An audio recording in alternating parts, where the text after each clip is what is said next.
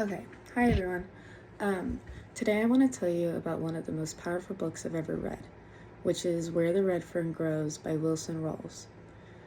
To me, it's one of those books that really stays with you. It's got adventure, emotion, and some really tough life lessons, which is all told through the eyes of a young boy and his incredible bond with two dogs.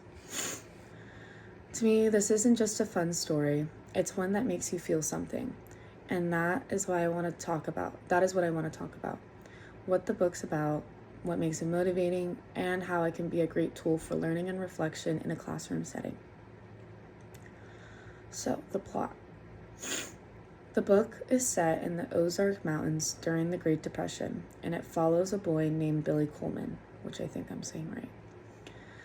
He's about 10 years old when we meet him as readers, and all he wants to do is own a pair of hunting dogs, which are specifically the red-bone conehounds. They're known for being smart, loyal, and amazing at tracking raccoons. But there's a problem. His family can't afford them. But Billy doesn't give up. Instead of complaining, he works for 2 years by picking berries, selling bait, chopping wood, and with that, he saves every single penny in a little can.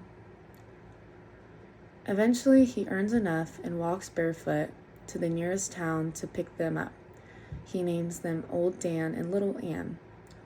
Old Dan is strong and fearless, and Little Ann is smart and careful. They make a perfect team, and together they take on all kinds of challenges in the woods. But just like any good story, it's not all good times. In the book, there's danger, competition, and some heartbreaking moments. The ending especially hits hard, but it's also beautiful. There's this idea of a red fern, a plant that's kind of spiritual in the story, and it represents peace, memory, and the idea that some things are just bigger than us. There are no pictures in the book, but honestly, it doesn't need them. Rawls paints such a vivid scenes with his words that you can totally picture everything.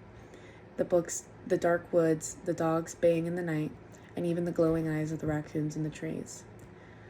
The cover is a boy with two dogs walking with a lantern, and it really captures the mood of the book in my opinion, which is quiet, mysterious, and emotional. So the genres of the book in my opinion. I do believe that this book fits into a few genres. It's a coming of age story. We watch Billy grow up and learn some big life lessons.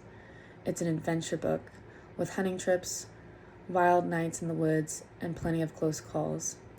I also think it's a historical fiction because it's set in the 1930s and it's showing what life was like for rural families during the Great Depression. And I also believe it's a tragedy because some parts are really emotional and raw, but that's also what makes it powerful. So there was a quote that stuck out to me the most, which was, "I buried little Anne by the side of old Dan. I knew that that was where she wanted to be. I also knew that if old Dan was still alive, he would have wanted it that way."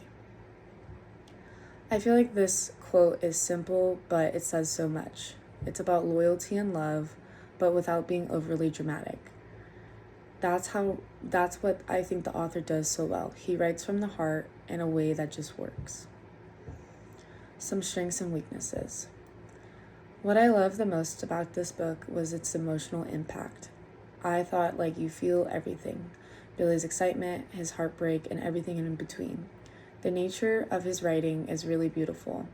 The Ozarks really come alive when he explains them in the book. The language is clear and easy to follow, and I do believe it's meant for middle grade readers and probably high schoolers, so from grades 7 to 12.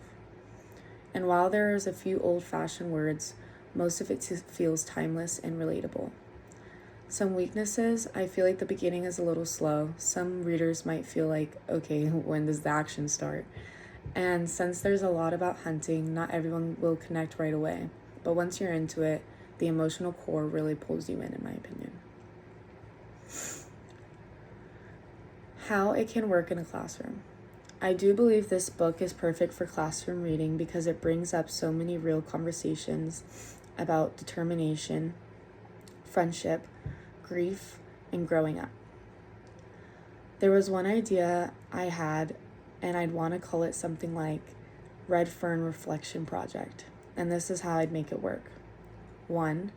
After reading the book, each student will pick one moment that really hit them, whether it's one that made them cry or smile or just think deeply.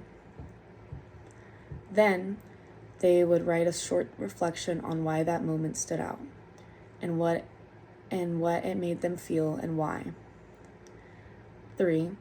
Then they turn that emotion into a piece of art. It could be a drawing, a painting, a collage, or even a sculpture. The only rule is it has to connect to the feeling they had and somehow tie into the red fern symbol, like we talked about earlier.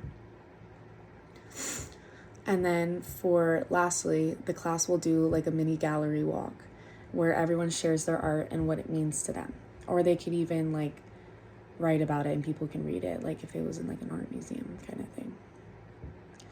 I do think this is a great way to connect literature with emotions and creativity, and it really does help students see how powerful stories can be. To wrap everything up though, Where the Red Fern Grows isn't just about a boy and his dogs. It's about what it means to grow up, to fight for something you love, and how we deal with loss. Yes, it's a sad book in my opinion, but it's also a very beautiful book in my opinion. For students, it's a kind of book that helps them feel things they might not even know how to express yet, which is why I feel like this book is so powerful.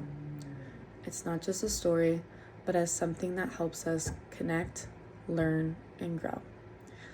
But yeah, so thank you so much, you guys, for listening.